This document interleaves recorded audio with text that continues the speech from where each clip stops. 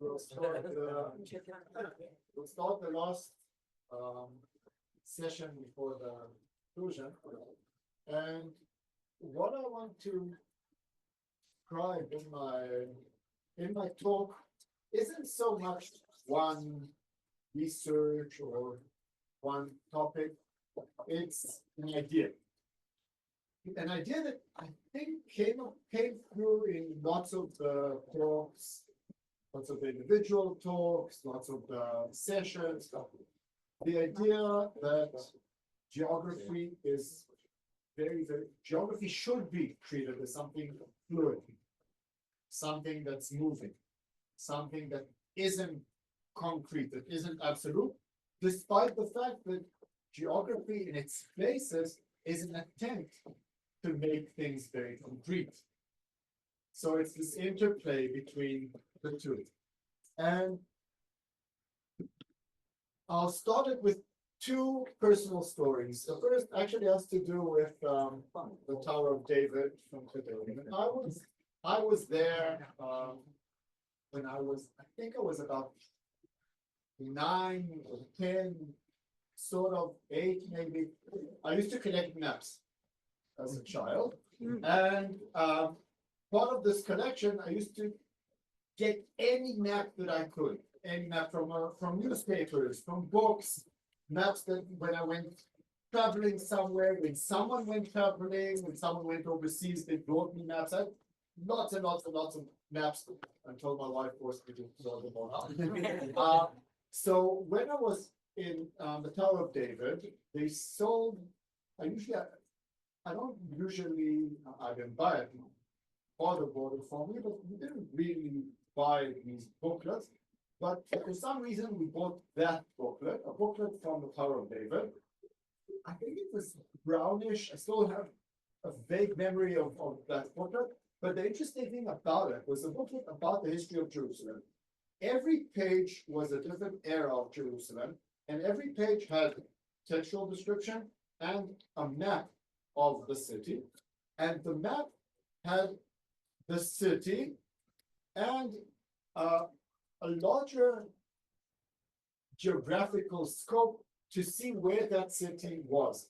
And the interesting thing about it was that every page, the city moved. So it was almost like a comic strip that you could go through the book and see how Jerusalem is moving all around the area. And I loved the idea back then that a city could move. That we're talking about Jerusalem, but it's not really the same Jerusalem. It's moving around in space, and every time it's something slightly different. So that's part of what I mean by the fluidity. And in my talk, I want to describe a few ways of looking, examining this fluidity of geography and of geographical concepts. So that's the first personal story. And the second personal story is actually quite recent. I had this dream for the last few years of taking my family on a camping trip, but a weird camping trip, in which we will go around our city. That will be the trip. We'll take our backpacks and walk and sleep at a certain place. It's not a big city, it takes 2 days, but we'll sleep in the middle and then continue walking around the city. Now, why walk around the city? The interesting thing about the edges of the city is that it's not very clear where you are. It's not really, the city is usually very structured, very organized, and when you go to the margins, it's not really structured, it's not really organized, but it's not really the countryside where there's the community. It's kind of like a wild west at the edges. The streets aren't really streets, the houses aren't exactly the same, you'll find. And I wanted to show my children what it means. It's just next to us, it's a few roads away, but it's entirely different. So that's what we did. You can see here the route that we went. The city ends, it's called the Sharon, the city ends right about here. We just went all around. So we went through the mountain where they used to collect the garbage, and we went through disposal areas, and we went.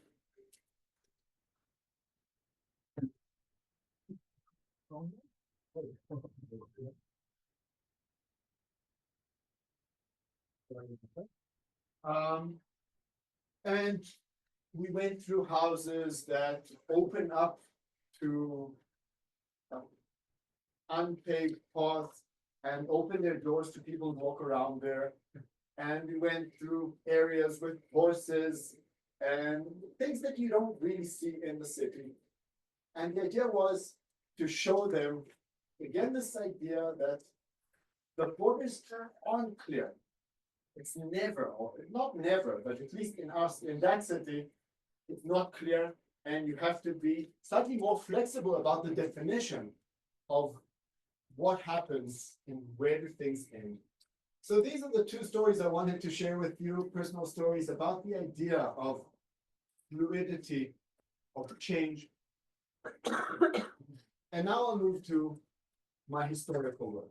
And the first issue that I want to share is the question of geographical entities. What does it mean to be a geographical entity? Can we say that a place, or what is a place? We talked a lot about different places. We talked about Jerusalem, we talked about Rome, and in this case, I want to talk about 19th century Bavaria. And the question that interested me when I did this research wasn't just what's happening in that place. What is a place? What is Bavaria? When does Bavaria become Bavaria for the people who lived there in the 19th century? And also, how do I define this Bavaria?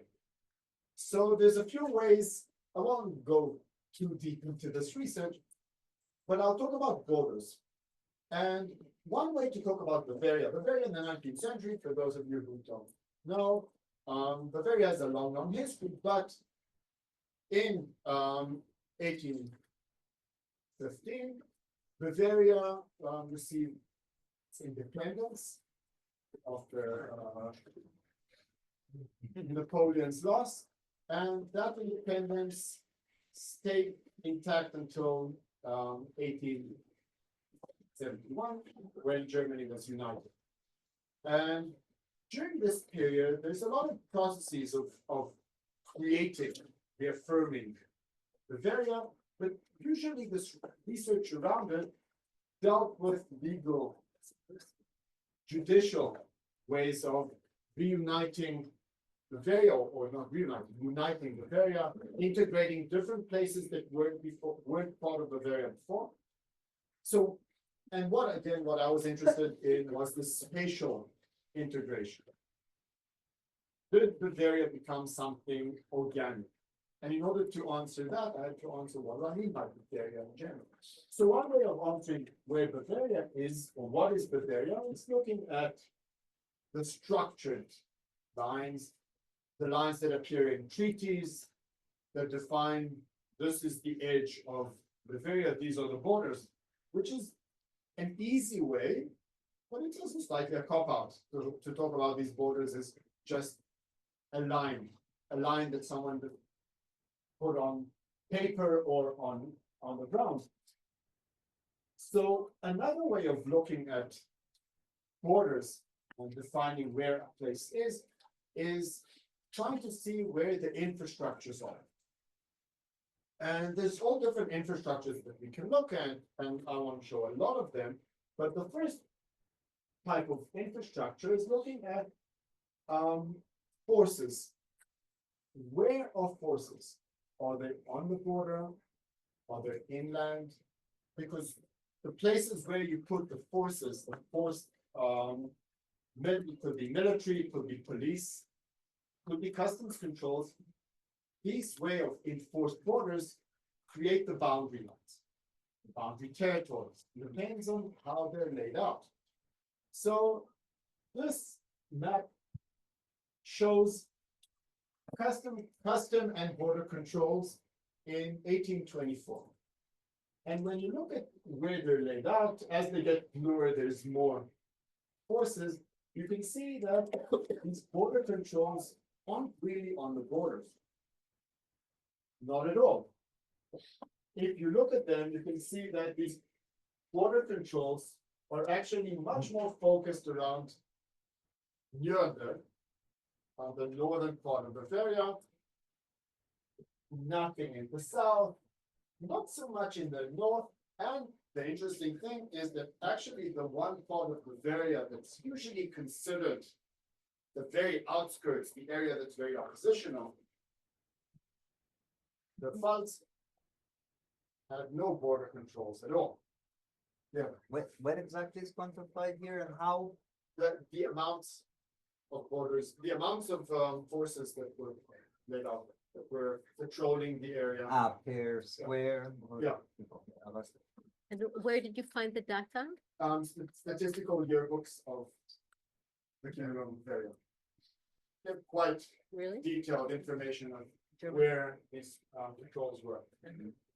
So if we look at where the forces are, could we say that this is a border area? Because there's all these forces that are even considered a border zone. What exactly is the border, the area? A completely different way. Okay, this is again the customs. So we can see that in 1866, this is slightly later on. In 1866, you have two types of customs, border customs. So the border customs are south and east. And in the Pfalz, there's very little border customs. They only appear in two spots. When you look at the inner customs, again, a large amount in the north. So I'm not stating exactly what it means at the moment. I'm just saying that when we look at forces where places are being enforced, it tells you something about the border of the place, which areas are considered frontiers, border zones. The border isn't just a line, it's an area. A different way of going about it regarding infrastructures isn't looking at controls or forces. It's looking at borders of possibilities. If the first one was about borders as something that stops you from moving, another option is borders by what allows you to move. So in this case, this is a map of the postal infrastructure. I looked at postal infrastructures and at railway infrastructures to try and see what allowed people to move. Sort of like the skeleton of the country. And by that defining the place, what Bavaria is.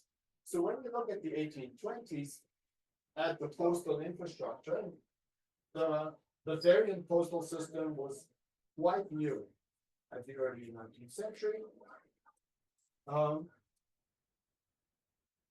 The basic travel route is the western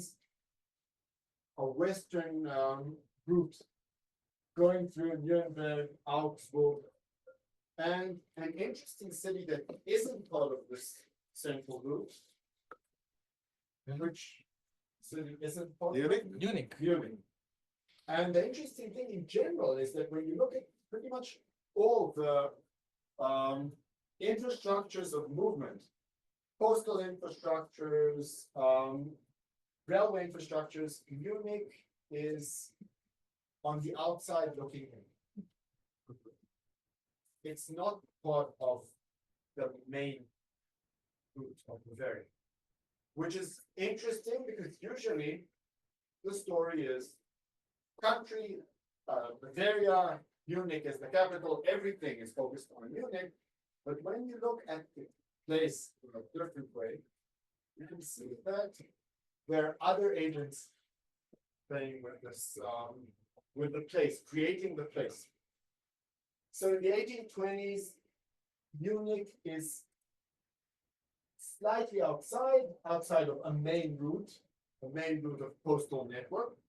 When you go to the 1860s, the route you can see as a slightly more unified net or connected path that connects the western route plus Munich plus Regensburg.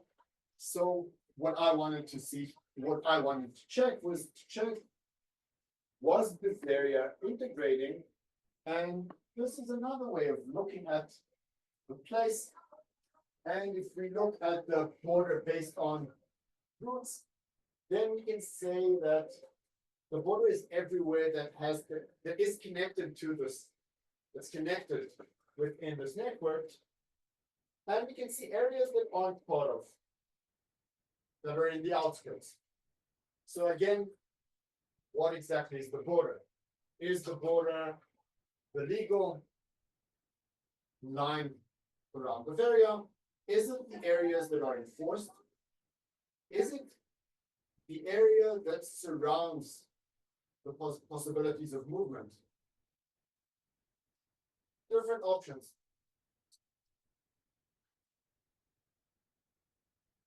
Another way of looking at borders is looking at borders through maps, but looking at borders through maps not as the lines, not just the lines that surround the area, but the lines that are created by the image. What types of borders can you see on the map? You have the actual feature of the border, but you have colors. You have empty and full places. Spoke a bit about empty spaces when we spoke about the African maps, but the use of emptiness and fullness is a way to create a border. It's a way to create not just areas that can be controlled, but also what's important and what isn't. Maps that show an island, I call it an island map.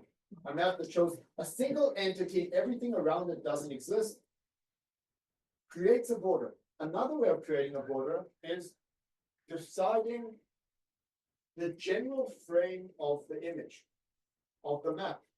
What's included on the map? That's another way of creating a border. So each one of these defines a border. So when I went and looked at the maps of Bavaria, and what I'm showing here is just fragments of broader research. What I want to show you here are type of logo maps. Maps that create an image, a single image of Bavaria. And the interesting thing about Bavaria is that you have three competing images of what is Bavaria. So the first image, an isolated image, right? An isolated image shows Bavaria as an island. This is Bavaria. Everything around it is emptied out. You don't see anything. In order to make it even, to make the rest, let's see if this is, yeah. In order to not show anything, the area of the Pfalz, which was actually far, far to the west, was brought in, stuck here on the eastern corner.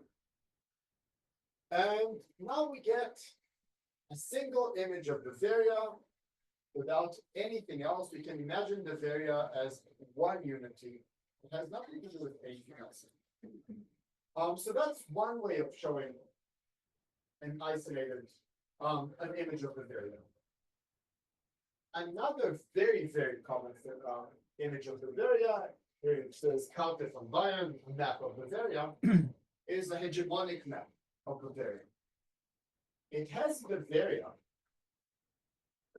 but it also includes three smaller states next to it, between the two parts of Bavaria. has Baden, Württemberg, and Hohenzollern. Always those three. Everything else is wiped out. Everything else is erased. So you'll have very full, in a very full image of Bavaria, a very full image of the three states and principalities. The plus, everything else has nothing written in it. Only those states are colored, but everything sits under the title Bavaria. So this is another way, another image of Bavaria, another common image that is perpetuated throughout the 19th century.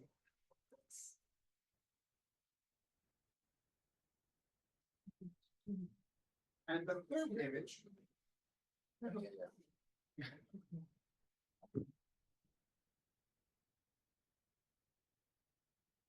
A reductionist image of Bavaria. If the first was the legal Bavaria, the international known Bavaria, but united, so in order to make it one. The second was a more imperial view of Bavaria as something, as a country, a kingdom that controls the southwest. This image of Bavaria that also exists and keeps on and can keep on seeing it throughout the 19th century is called Bavaria Seite on the Rhine. That's this side of the Rhine. This type of Bavaria has only the eastern part without the parts. It looks very national in the way that it appears. It's like the isolationist, like the island map. It has the images of the cities around it. Yeah. The larger context. Yeah. For these maps, because are they part of like a nationalizing atlas with different like individual states? Or is this issued separately as just Bavaria or like kind of like part of the Both. as well? Both. Some of these maps appear in German atlases from the German speaking world. They also appear in Bavaria in books about Bavaria. So it's a mixture. They're all private. None of them are officially made by the Bavarian kingdom. And you can see these images spread out in different ways. You can analyze the way they appear. So this style of map, for example, appears only in Bavaria itself. It has a very clear agenda of erasing the Pfalz as part of Bavaria. Was there anything to begin to demarcate the line on the ground? Or Which, oh, you mean the border? the The border? legal border where the attempts to actually mark it on the ground, or was it an open landscape? I think it's mostly an open landscape. There isn't so much, border, at least I'm not aware of border marking of this area. There's no, at this period of time, there's no actual forces to, trying to correct myself. There's no forces, military forces prevent or because of fear of war. What you have at this period of time is police patrols that are called the border patrols. That's the most you can say about demarcations, clear demarcations area. But those patrols aren't actually on the border. They're more inland. Foreign, and also because it's there, because people move much more than the patrols can actually control. These patrols go more and more into the cities. So, at the beginning of at the 1920s, lots of the German states, the bigger German states, tried to imitate from the French the idea of the gendarmes that will control the countryside, and if the police, the local polices control the inside the cities. Division downs will control the countryside, the border zones, the frontiers. But they realize that there's no funding. People move too much. The trains come and people move in masses. So there's no point at all in these patrols. So these patrols go squeeze back into the cities and become quite quickly, they become instead of patrols, they become part of the city police. That's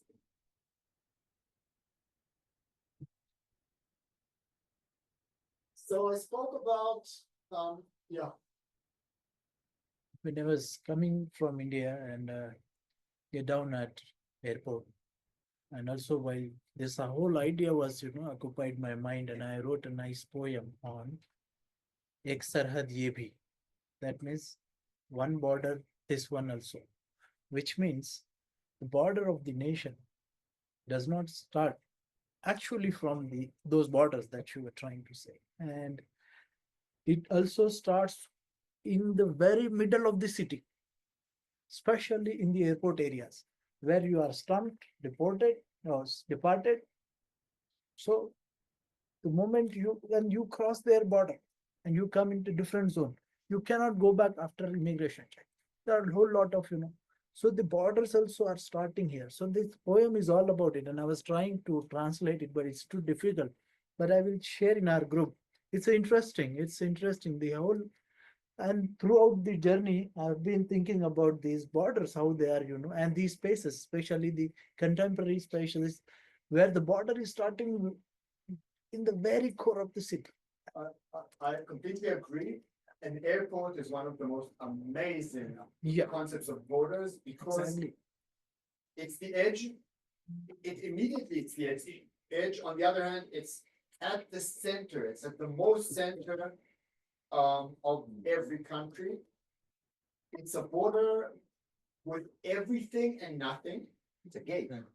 It's a gate, but it's a continuous gate, and it's a gate to everything and nothing, because it doesn't border anything. But then on the other hand, you go from there, you hop to anything. It's kind of like a teleporter. It's very difficult because usually we think of borders like on a map. We think of a border as something that connects two entities very clearly. And here, it works in a completely different way. Different, even legally, institutionally, it works differently. So airports. I can. Safe, non-safe, it's a thing that talks about airports as the non-safe, right? That was also safe for security.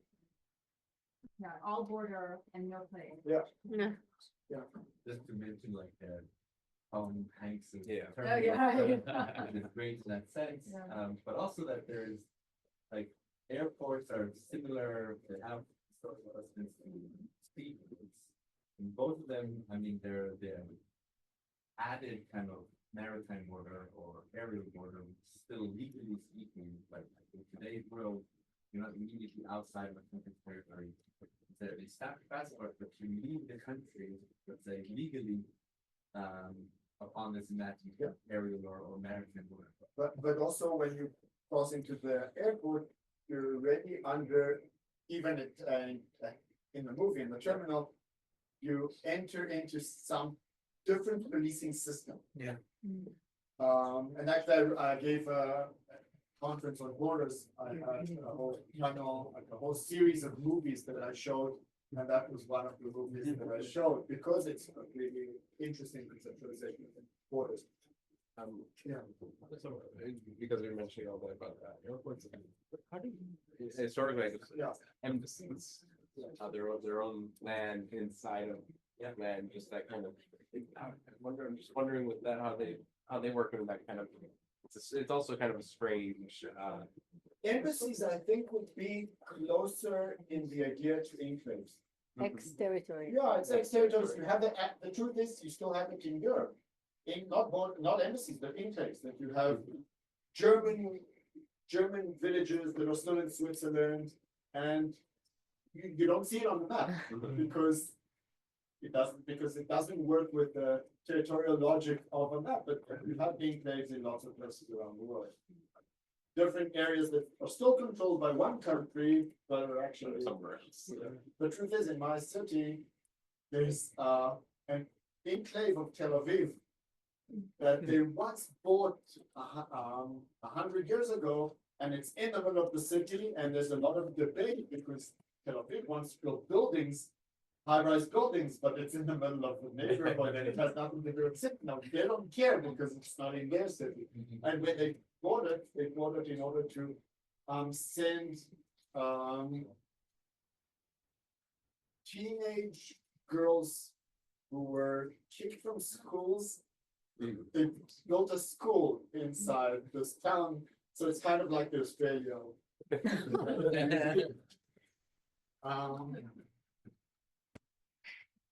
So I spoke about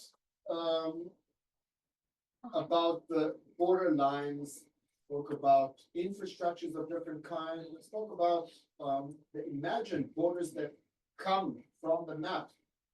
How a map creates our imagination, but another way of creating borders is through movement. And when we look at the borders, we think of it just as borders that prevent, but borders are also create connections and also created by connections or non-connections, or disconnection. So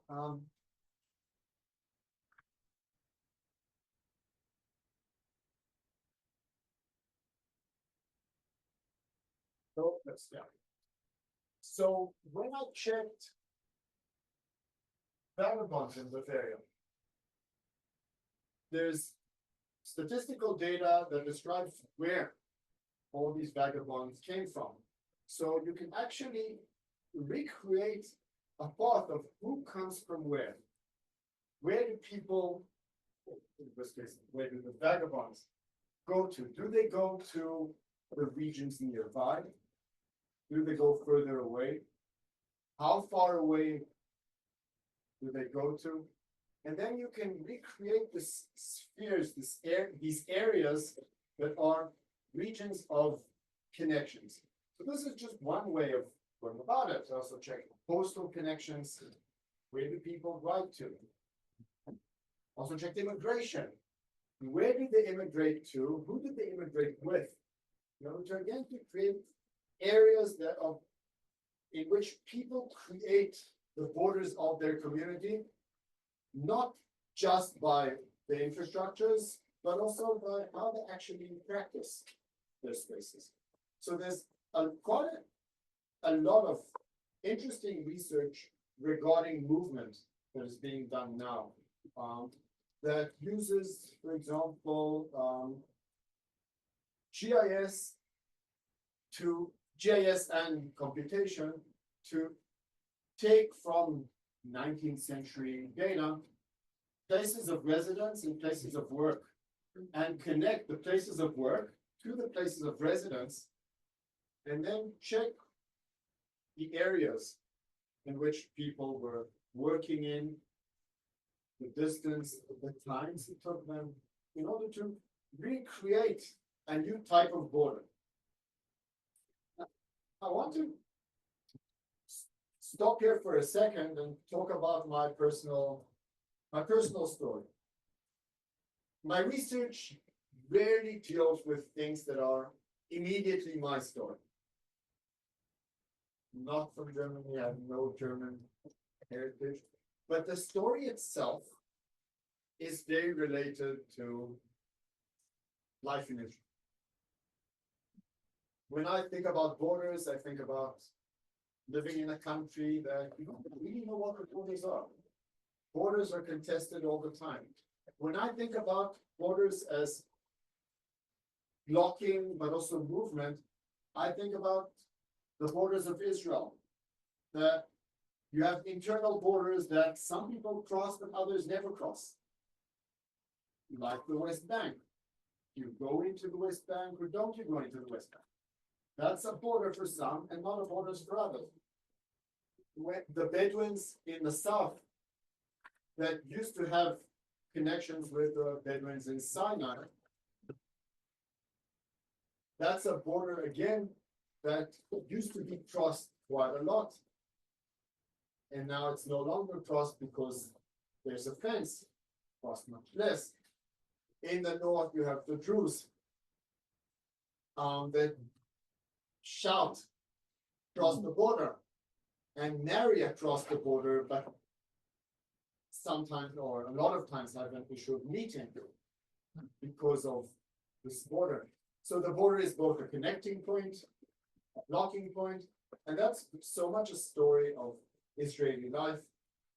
And to me, when I go back to the 19th century and look at these borders, the questions, presentism, the questions of the present affect me all the time because I'm trying to somehow create that type of place that is unclear, it's vague, that has a history, that's moving, that's shaping. Okay, any questions on this? Questions on that? Maybe just a small comment, since I have to teach you national German unification stories of the 19th century. The tricky thing about Bavaria is that it is a mixture of so many different groups of people. So if you go back to this one slide with the Unterfranken, Oberfranken, Oberbayern, it's really striking that I would say these people speak different languages. So somebody from Swabia cannot necessarily be understood by somebody from Niederbayern, which is not that far away from each other, but it's really different ideas of how to deal with the world and also what to do in which moment. And I'm not very knowledgeable even about religious differences, but in Germany, Protestants and Catholics don't necessarily agree on everything. So it's really That's why, all by itself. that's why Bavaria is an interesting Thinking case where the thinking north and about south. Bavaria as a unity Yeah. is pretty crazy. And the interesting thing is that when you check, for example, when you check movement patterns, you can see that if at the beginning there's a huge gap. Yeah. And actually northern Bavaria resembles the Pfalz much more. Yeah. In every way, it resembles the Pfalz in the fact that it moves Yeah. away from the southern part. As you get closer to the 1860s, you can see that the Pfalz remains very separated, but the north and the south are very, very incorporated.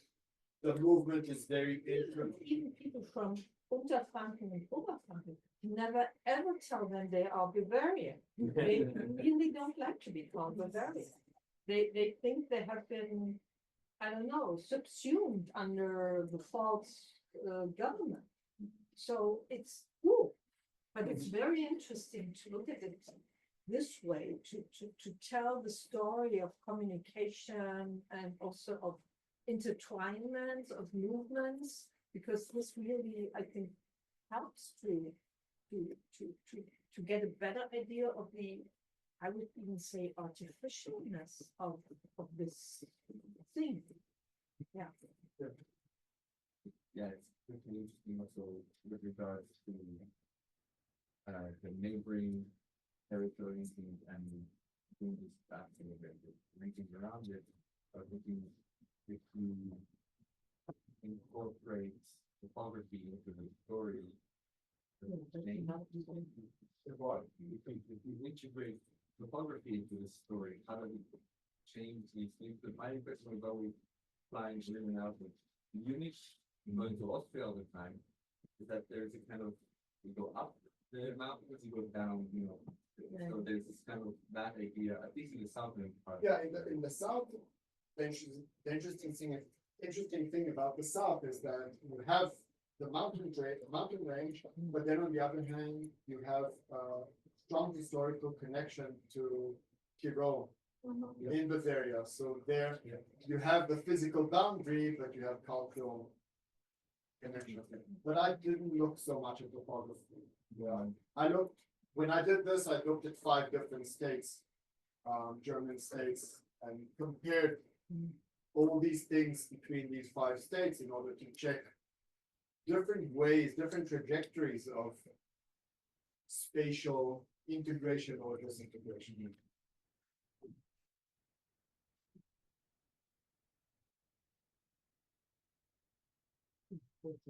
So I'm moving from entities to toponyms. We heard about toponyms from Sinai, about different variants of names. And here we have the 70 names of Jerusalem. But the question is,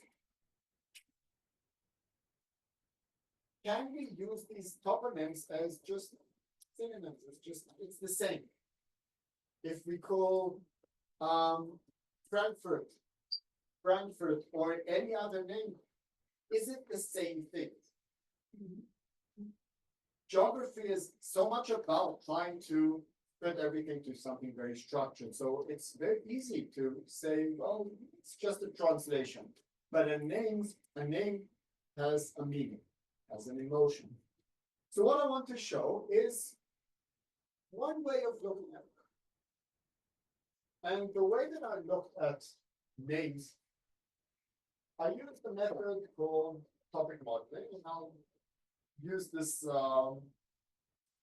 this lecture to also, this discussion to also introduce you to the idea of topic modeling.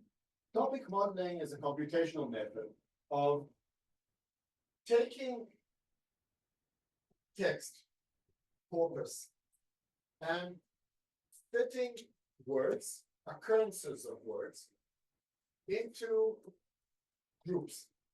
I'll explain it maybe better by allowing you to imagine that you're sitting next to a group of people talking, and you can't hear the conversation.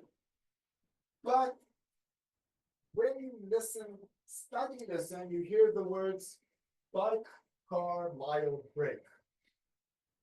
What would you think they're talking about? Travel.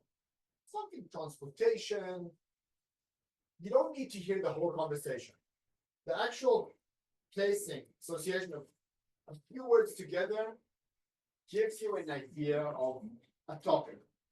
If you hear sport coach player hockey, sports. If car would appear sport player car, you would also think that it's something to do with sports.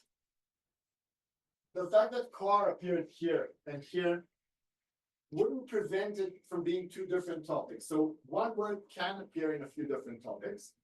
So the idea behind topic modeling isn't taking every word and placing it under a category.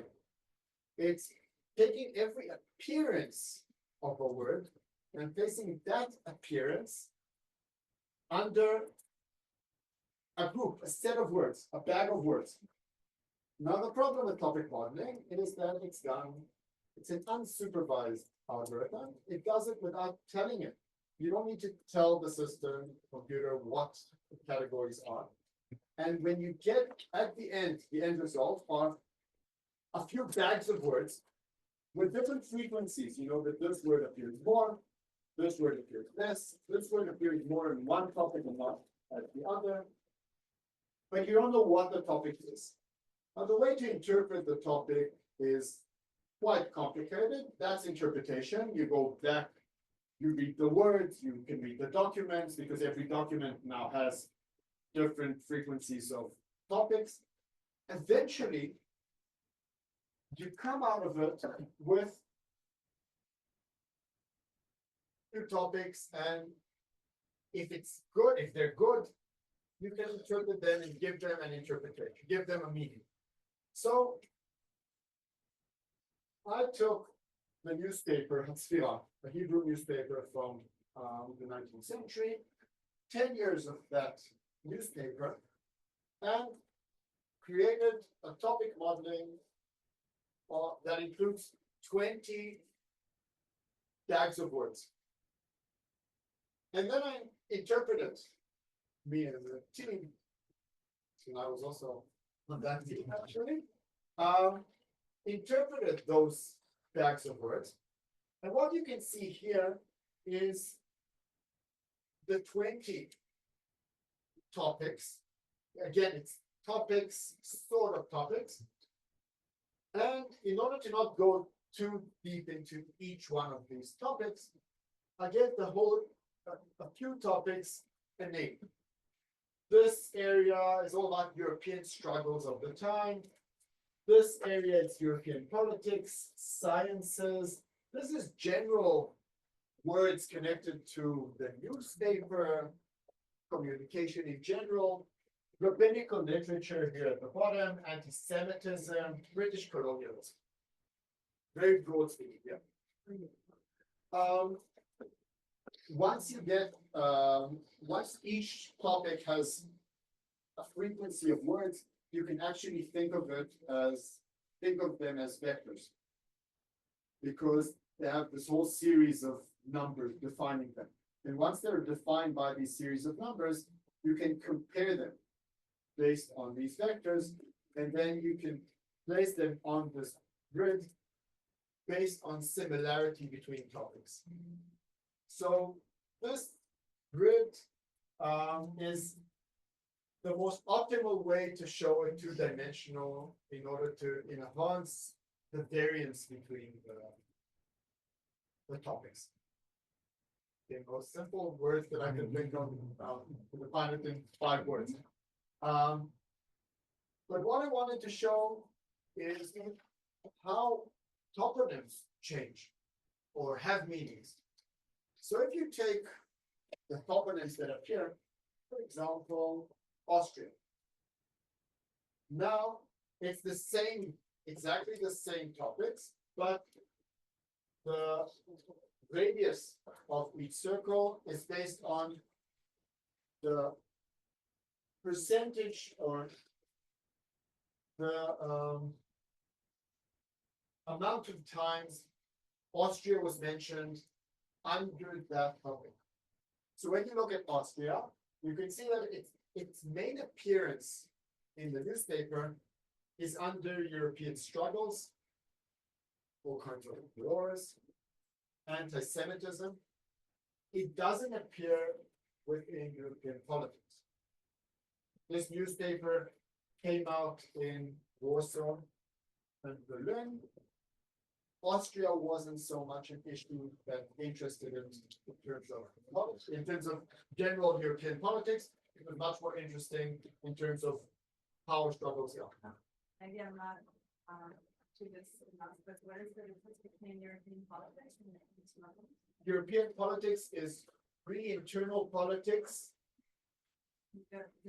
What happens inside the parliament, yeah. And European struggles is wars, territorial wars in Serbia, in the Balkan, in Turkey, Russia. So Austria was mentioned much more in that respect. France. Here we have European politics. France is mostly mentioned there in terms of its political issues, much less with regard to wars, because the things that the things that interested France didn't really interest Jews in Eastern Europe. Anti-Semitism.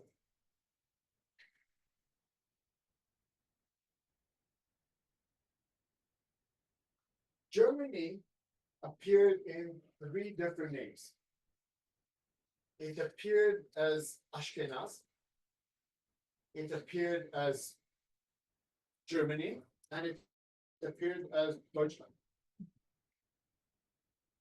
And although all 3 described exactly the same place, they had completely different meaning within the newspaper. Ashkenaz was much more connected to Jewish stories from Jews coming from there, things related to Jews. Germany was much more, I don't have here the same plot for Germany, but Germany appeared much more with regards to politics. Broader politics. And to the European struggles also. So each thing had something completely different, some different appearance. We can assume that different writers covered the different topics, right? So it, There weren't writers per se, there was No. one writer. there weren't different There journalists? was, no, there's no, Okay. there aren't any journalists, you have the editor, Uh-huh. you have his assistant. And you have people Telegrams. writing in. You have the readers sending in their news from their communities. So it's true, you have different uses from different writers, but can't identify it by the writers. Do you know, can you share, but there are examples where Ashkenaz and Deutschland or Germany were used in the same article or the same paragraph or by the same, under the same topic, if you have any data about it? No, I have that, but I never really looked at it. I was using this in order to in general talk Yes, about, already. in general, talk about the space in the newspaper. And I'm giving it here to talk about what ways actually, I'm showing you this in order to tell you that I should have thought about these things when I did them. And I should go back into it. But these words could appear on the same, because there are different meanings. They talked about the same space. I think it I think it was you that showed us the map that had a few places on the same space. So here we have a few places on the same space, or each sort of meaning the same, but completely different. Or Ashkenaz, Emotion it's not, or Right. it's not a spatial term at all, Ashkenaz. It's a name for a community rather than. No, but it's they also use a it- no, but they spatial use it as a name. spatial No, term. no. No, they Done. use it as a very, But they use how- it as a spatial term. What does it mean? What do you mean by spatial here? They use it Germania. as a locational, they use it to locate, Germania. locating the place. They're actually talking about a place, Ashkenaz, that's a location. It's not about the Ashkenazi community. It's about the place, real. not Ashkenazi, it's Ashkenaz. It's the Mhm. actual place. Again, it's like Germany, Ashkenaz, Deutschland, all referring to the same location, but meaning something different, although it's the same, although it's variants for the same. Europe, again, with different emotions coming with it, different meanings coming with it. Here again, two places that actually have England and Britain. That the meaning of England here isn't the region in Britain. When they spoke about England, they meant Britain, they meant the United Kingdom, but they used England to refer to the United Kingdom in one way, and they used Britain to discuss the United Kingdom in another way. So what I want to show here in general is I want to show that to, on the one hand, use geographical terms as constant because they mean something, but then on the other hand, you should remember all the time that everything here is very fluid. It's very contemporary.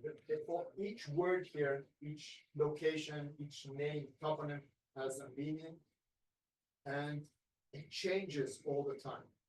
So we shouldn't, on the one hand, we're using it as something very constant, but we should always be aware that we can't use it just straightforward without thinking about it being fluid Or political. or political. Yeah, Eretz Israel, Yeah. Palestine in Sure. academic writing. Yeah. Every choice has a meaning. This is a weird one. Russia with one summit, with two summits, with two S's, and Russia with one. I don't know why. I've no clue why two different ways of writing Russia have, and this isn't something negligible. What I'm showing here is only the top 10 place names that appeared in the newspaper. And there's such a clear gap between the two ways of writing Russia, with one S or with two S's, that this might be different writers that used these two ways, but it gave a whole different perspective of the place. All the different times. No, it's all in 10 years. What is the more transliteration of Latin? The two S, I think it's a transliteration of the Latin orthography. Yeah. And it's not But Hebrew at it's all. correct What? in the זה לא עברי בכלל להשתמש ב-double letter. It's not a Hebrew Uh, convention at all. Someone really thinking it, someone, Really, maybe the someone. writing, maybe. No. The very interesting weird. the interesting thing about toponyms, Yeah, It's from the German. the interesting thing about but it's not toponyms, the Hebrew convention. the interesting thing about Someone thinking in a toponyms different in language. Hebrew writing, which makes it very hard to analyze 19th century Hebrew geography, is that, and that's exactly Sinai's project, is that there's no clear way of writing places. So every person writes differently names of places. You could have in the same page different ways of writing a certain place just because at this moment they decided to use one S, two S's, with a vowel, without the vowel, because they made it up as it goes along. Only in the 20th century they started actually defining the names, transliterations. But before that, in the 19th century, it's all over the place. Yeah. That's why the variance in Hebrew writing is so important, because it's so hard to identify these places, because they could just be, they're phonetic, could be phonetic, they could be because that's how this community calls the place and not the other community. The third example I want to give is the fluidity in two ways. First, fluidity of mapping flows, mapping movement, but also the fluidity of choreographic techniques.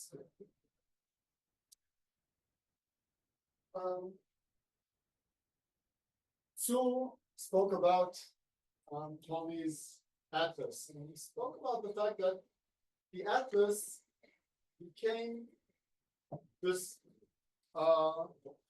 the word that he used, it became kind of a container that you added to it, and then that container changed with time, and you added to it because you wanted to be part of that same all these atlas. And I think that's something to remember in general about geography. But geographical entities, geographical concepts can never be detached from what happened before. Because in order to discuss a place, we need people to be familiar with that place. So it's always connected to something that was there before, some container that was there before, a name, a location, place, and then it changes from that original container and develops. So similarly, we can talk about choreographic techniques. Choreographic techniques, in order to add them to a map, someone needs to be familiar with that technique, because otherwise it'll be unintelligible.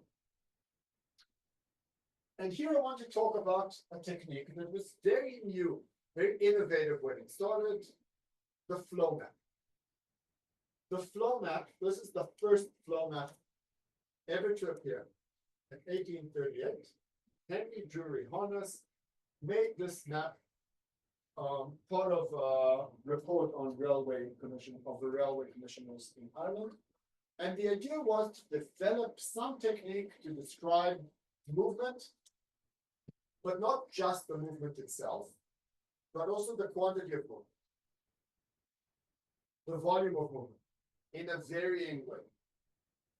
So he made this in 1838, but like lots of innovations, it doesn't appear, he's not the only one to make that innovation. And pretty much the same time, two other innovators, all engineers, created flow maps.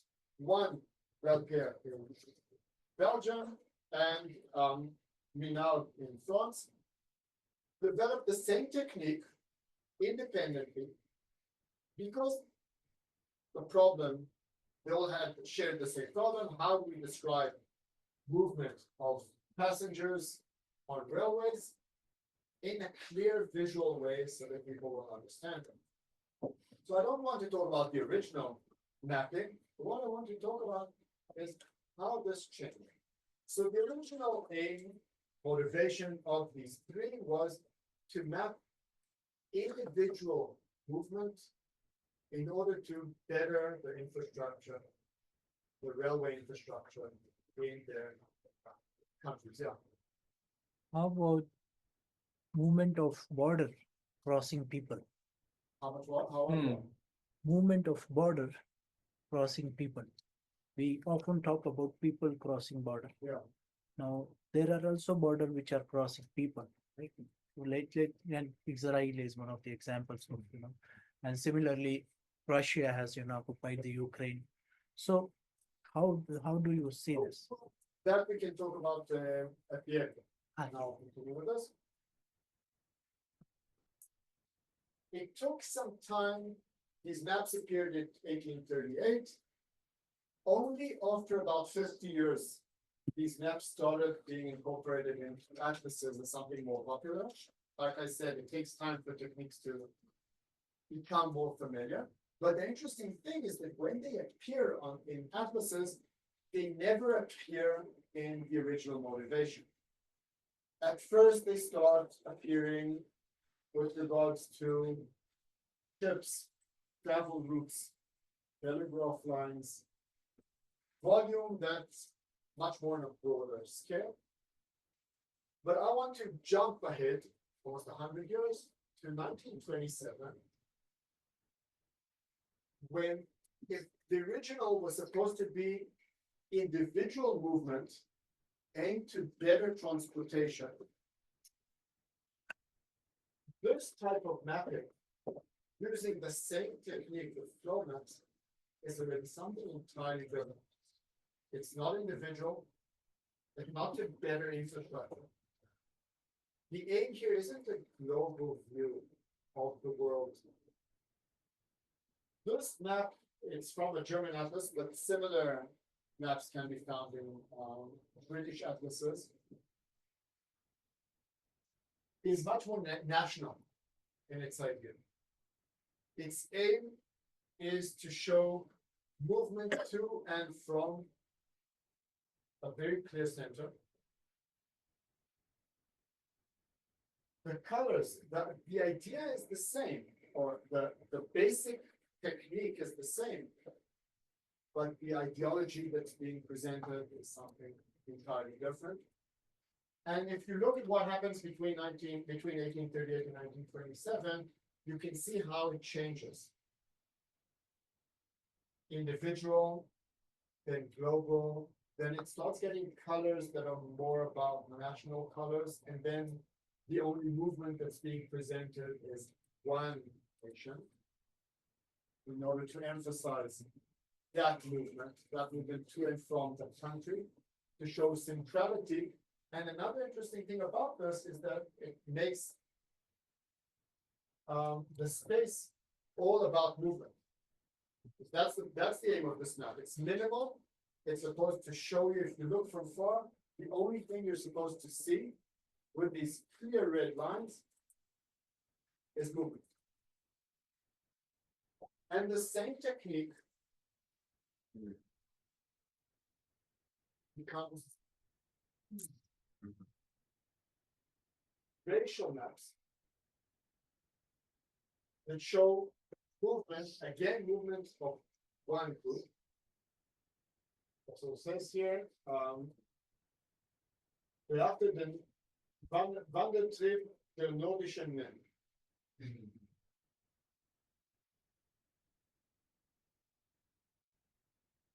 This is a clear departure from previous racial maps, because in racial maps, when you look at 19th century racial maps, it's much more about discrete territories. This is the world divided into discrete regions. And you can actually see this development in the 19th century. It starts from at the mid-19th century, racial maps of discrete divisions. Then from the mid-19th century, you can see that this discrete division of the world is starting to change because the Caucasian race is sending its roots, but it's not clearly, it's not like this. But you can see that the color is moving. Everything else stays static, but the color starts infiltrating into the other discrete regions. And this is already taking the flow map technique in order to make it very clear that there's a moving race. But using this technique is also used in reverse. Same atlas. This is less of a flow map, but still showing this issue of movement. Okay. I said before, until this period, racial maps, at the beginning, racial maps was about discrete division. Then racial maps began to show the spread of the Caucasian race. And it also, in order to show movement, had exploration routes, shipping routes to show that there's a very clear race that's moving. This is already something taken from the flow map technique, making it minimal, infographic, showing a clear idea of what it means that the Caucasian race is moving. But at the same time, because now we're talking about a period where movement is the essence, the enemy of this race is also a moving race, which is very different from the racial maps in the past. Anti-Semitic maps never appeared. You couldn't find anti-Semitic maps before the development of techniques that showed movement, which is very, very weird. But anti-Semitic maps can only be found from the late 19th century, early 20th century, when you had two methods of visualizing movement. One was using the idea of flow maps. The other was maps that came from the school of academic maps, which are also maps showing movement. So these two cartographic genres were used in order to create anti-Semitic maps, because that was part of the agenda of an anti-Semitic maps, showing everything that's bad about the Jewish people, that they're not in discrete areas, that they're moving, that they're not in the right location. So what I wanted to show here They're with this, everywhere. what? Sorry, that they're everywhere. That they're everywhere, and it's not just that they're everywhere and they're moving. They're moving in and out, they're all around, Yeah, that's Like- it. It's In the Middle Ages in the 1920s. everything's at the same time. Yeah. like creeping darkness. Yeah. It is an anti-Semitic creation, but there is an atlas, Carta Atlas for the Jews, for the Jewish people, which had very similar map from historical perspective. 1938, 10 years before the first Hebrew Atlas, Jabotinsky Atlas, is all about movement.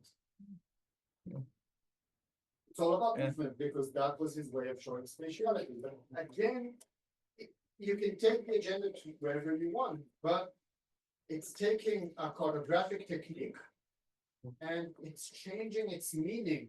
That cartographic technique that began for a certain motivation is changes its meaning, and we can't just treat it, okay, it's the same, it's just the same style. That style also has meanings that change. The use of flows begins with one meaning, then it's being used for different. It could just mean movement, but it could also mean more, depending on the aim of the map maker, the period in time. So again, we need to use this continuity, but we have to remember that all of these things are fluid. They change, but they change. The reason I'm using fluidity and not just change is that it's almost never a complete break. It shifts all the time, and it's not linear.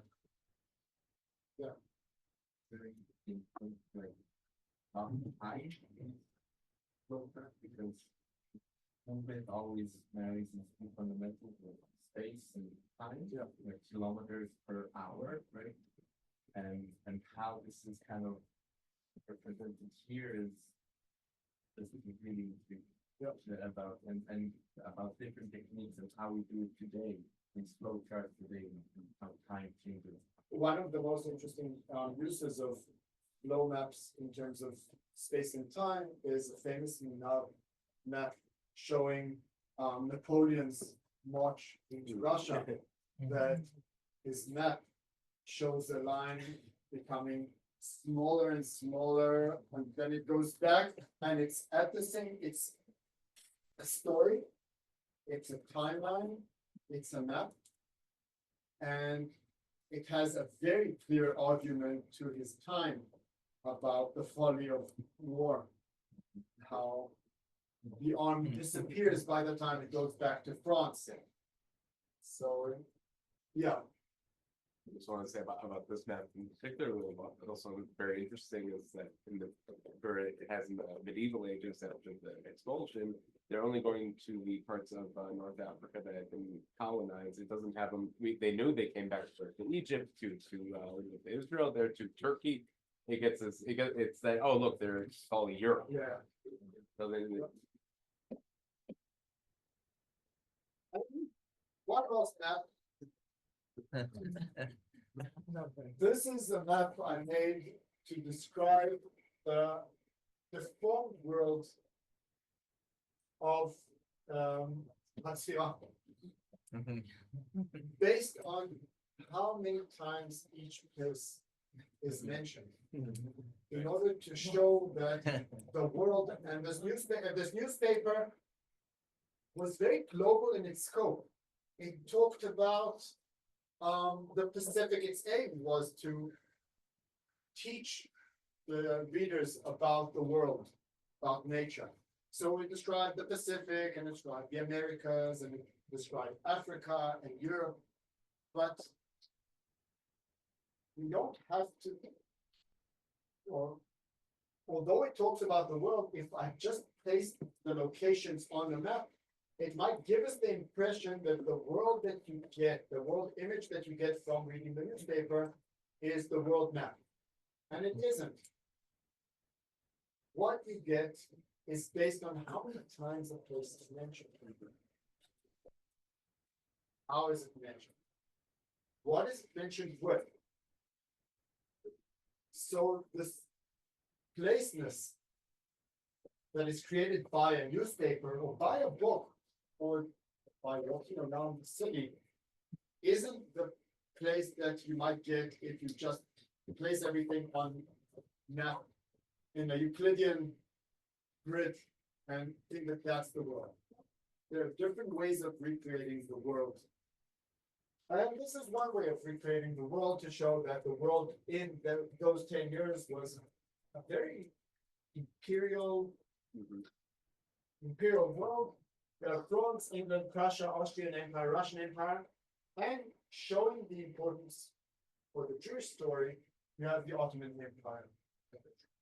Israel is like what's always or what is the expression that you I think it was, I think it was Eretz Israel. And that's Egypt, because it doesn't. This, Africa. this might be, Yeah, it's interesting, Sinai. you might be Africa. Yeah. I don't. You don't see it, Africa. Yeah, you don't see. You can't for me. How did you deal with the, what you just showed us before, the many names, the many toponyms from different places? Because they are Here, not, here I combined the two. No, here they're combined. so you erase the Yeah. meanings of the different Yeah, toponyms. yeah. You go against your own argument. It's not even against, because there's so many ways. I can also say that when I did the issue of the borders, I was always going against my argument because I was always looking at something different. Because my question at the end was, is there a connection between the different ways of creating space? Because there's no one way of creating space. So also here, when I want to check spatiality in a text, spatiality in a newspaper, spatiality in a book, I'll always do.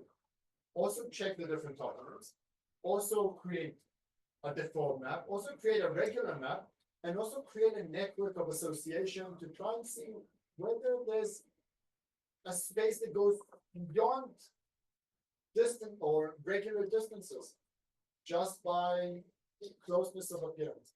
So I'll always check a few in order to somehow get a new way of looking at space, and perhaps a contradicting way.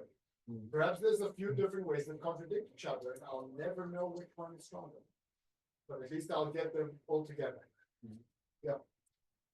Just to add, for the political aspect of flow maps, you have today, I hate to be this communication researcher, but in social media, you have Facebook and other conglomerates of social media that will show you the world as connected. You know, 2 billion users of Facebook who are spread out in almost the entire world. You can't really see a place without a light of a Facebook user.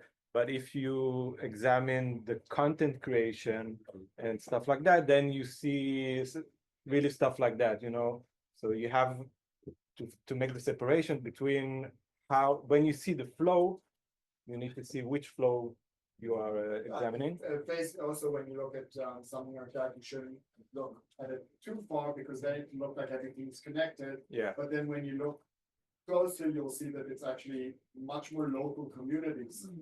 Yeah. This connection. Yeah.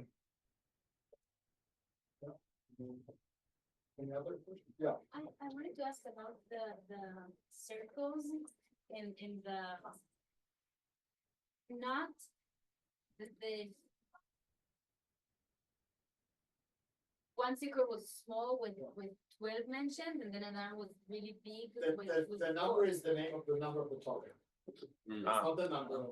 Not the amounts, it's the It's number. not It's the just like I said, the appearances of. No, it's the title of the topic is a number. It gives it automatically. It's a series number. And how big That's the number of times, it's proportional to the number of times that word appeared under that. and its location between different topics No, each circle is a topic. or a few topics. No, each circle is a topic. The titles I gave was a linking title to a few topics together. Okay. So. Go to the beginning. So here you have 20 topics. Each topic has a number. Each circle is a topic. Okay. I actually have a description of each one of these topics. But in order to make it simpler, all these topics were all about European struggles and wars. But the location of each topic. The location is in based, this- the location is based on similarity of words between these topics, between the Because different I- topics. So it means topic 20 is relatively similar to topic 18 in the use of words and to 16. Topic 14 is relatively similar to 16 and 15 and very different from 4. So that's another space. Yeah, exactly. Yeah. So, so that's why Jewish topics appear quite close by, both the rabbinical and the anti-Semitism. You have a lot of topics that are very, very close by. It's all the general topics, kind of like the noise that comes out of the newspaper. Lots of words that connect to payment and commercials. So there's a lot of different topics, but they all resemble each other.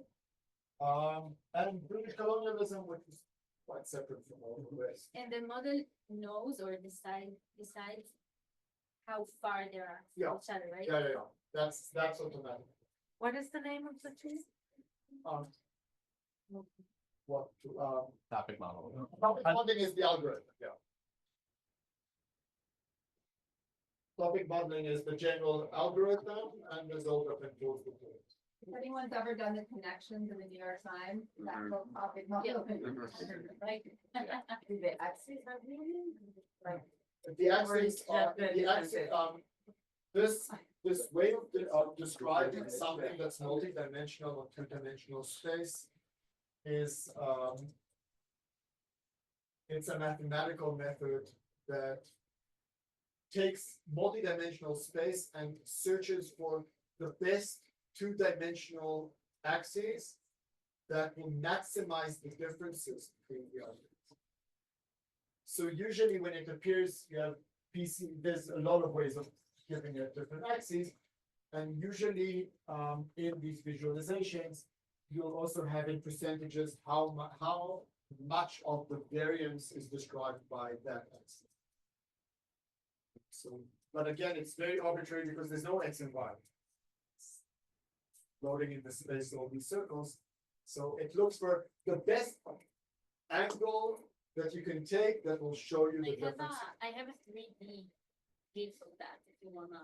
Like, it takes all the dots and shows it from different perspectives, so you can choose which angle is the best one. Any questions about it? Yeah. I can add on. Have you not read one way? Yeah. How would you, what are the constraints and how is the actual tool out? If I wouldn't have read anything about the Sphira, I wouldn't do it. Because I'm not a computer scientist, and I don't think computer scientists by themselves can solve problems of humanity. It gives me a new lens to look at my material. But I need to look at my material. I need to know my material in order to use it. So it gives me a new way, a new opening. And the advantage is that I can use different. It's very quick to create new openings, but its purpose is mainly to create new questions, not so much answers. I look at this and then I ask myself, why is Austria defined? In order to go back to the sources and try and talk about Austria. Or what's the difference between Britain and England? Or completely different questions that I could ask, but that's the purpose. The purpose of these tools is not about creating a graph that will tell me, okay, this graph is the solution. It's about giving me a graph or a diagram or maybe numbers that will force me to look back and ask, why? Why is this what I got? I have here something that's that's the thing, yeah. Did you make the difference between reporting news or writing in personal columns or like personal No, I didn't because I was interested. I'm interested in newspapers as an entirety. Looking at the whole thing and asking myself, what kind of world image would I get if I read the newspaper from front to end, like I did as a kid. I used to hand out newspapers. It was 12, maybe. It was to wake up in the mornings, go and hand out newspapers, and I had lots of different newspapers. I think it was close to 9 or 10 different newspapers. Which today it's quite upsetting if you think about it, because today in Israel, I think they're about 3. But then there were a lot of people were actually reading these newspapers and different styles of newspapers. And after I handed them out, I went back home, and before school, I read the newspapers from front to finish and compared the ultra-Orthodox newspaper, the religious newspaper, the left wing, the right wing. It was an amazing experience. It didn't last long because my mother was upset that I was starting to sleep at school. But still, it was an amazing experience because you get such a different worldview reading these different newspapers. So that when I go through these newspapers, that's my idea of looking at the newspaper as a compendium. This whole thing is the compendium, including the commercials, including everything. And I might want at some point to start nuancing the content, but first I want the whole thing. But then how you segment in text? And how do you, what defines the textual unit in this method? In this case, the Hebrew newspapers is actually segmented into articles. So, yeah. Yeah, but I'm now doing research on American dailies, and there I don't actually have it segmented. I have the whole paper as one unit. By word. What? By word. What do you know? It's not by article. Yeah, it's not by article. Yeah, it's not about, and right now the way I'm working, because I don't have it segmented, I have a whole issue. And I have the words of that issue, and it's not segmented into the articles. When I go back to the text, I'll find the article and I'll analyze it by article. But at the moment, it's by. But the whole idea is that the texts are segmented in a way that is suggesting what the meaning is, right? I mean, so what do you get from looking at the whole issue? Like if it's has. Because in a broader scale, when you look at it further away over 10, 50 years, a lot of texts you can find the patterns. And then to understand better, you go back and you find the exact detail. For example, just to give one thing not connected to space, but connected to this way of using journals, I looked at the pogroms in 1881.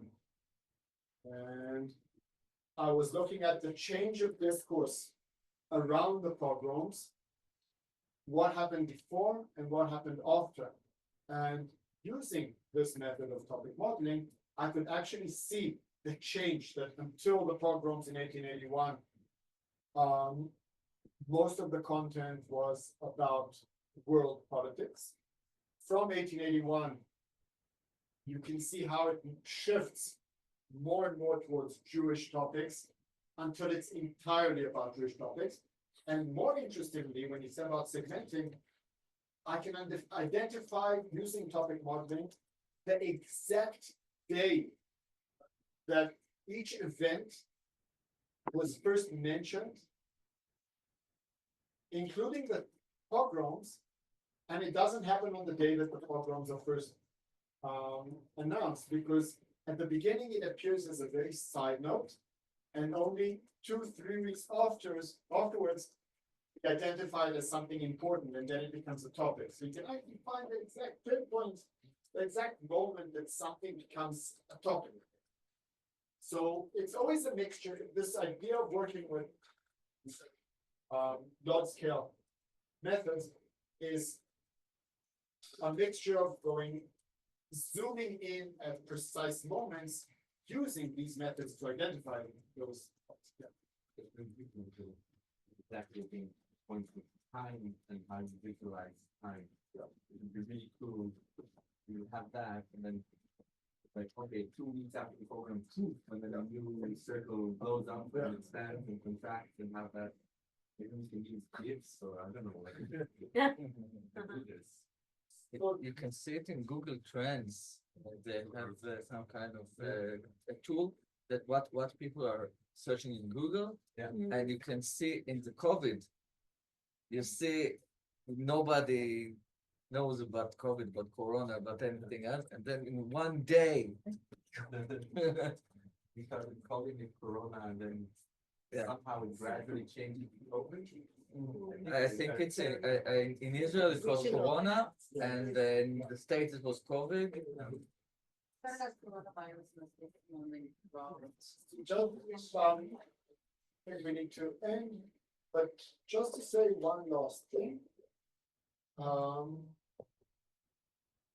Heraclitus stated that you can never enter the same river twice. So it's true about space, about place. It always changes. We use the same term because you can't change it all the time, but we have to remember that it changes all the time, each geographical term, whether it's a concept, an entity, cartographic technique. Always remember that they have, each of these things have a history, and I think what unites all the people here, everyone here, is that unlike the past use of places that would just constructs defining the boundaries of historical research, you are treating places something more serious. As something that's a process in itself. It's hard to work like that, but it's important.